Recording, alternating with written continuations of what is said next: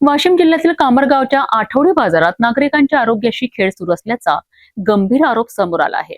सडक्या बटाट्यांपासून समोसे तयार केले जात असल्याचा तसेच गरम खाद्यपदार्थ वर्तमानपत्राच्या कागदात देण्यात येत असल्याचा आरोप होत आहे।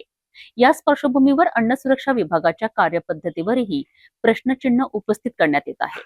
वाशिम जिल्ह्यातील कामरगाव येथे दर बुधवारी भरणाऱ्या आठवडी बाजारात खाद्य सुरक्षेबाबत गंभीर प्रश्न उपस्थित झाले आहेत।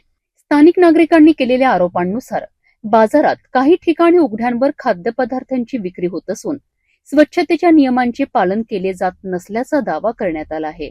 आरोपानुसार काही विक्रेत्यांकडनं निकृष्ट दर्जाच्या बटाट्यांपासून समोसे तयार केले जात असून गरम खाद्यपदार्थ वर्तमानपत्रांच्या कागदात गुंडाळून ग्राहकांना दिले जात आहेत।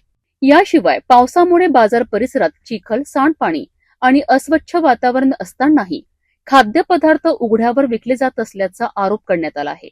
कामरगाव हे परिसरातील अनेक गावांसाठी महत्त्वाचे बाजारपेठ केंद्र असल्याने या प्रकारामुळे नागरिकांच्या आरोग्याचा प्रश्न ऐरणीवर आला आहे।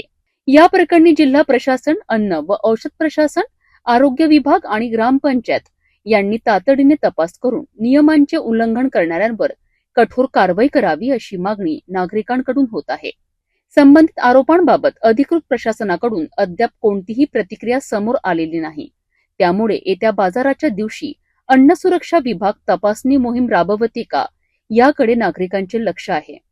कामरगावच्या आठवडी बाजारातील खाद्य सुरक्षेबाबत झालेले हे आरोप अत्यंत गंभीर आहेत। या प्रकरणात प्रशासन नेमकी कोणती भूमिका घेते आणि तपासानंतर काय निष्पन्न होते याकडे आता सर्वांचे लक्ष लागले आहे।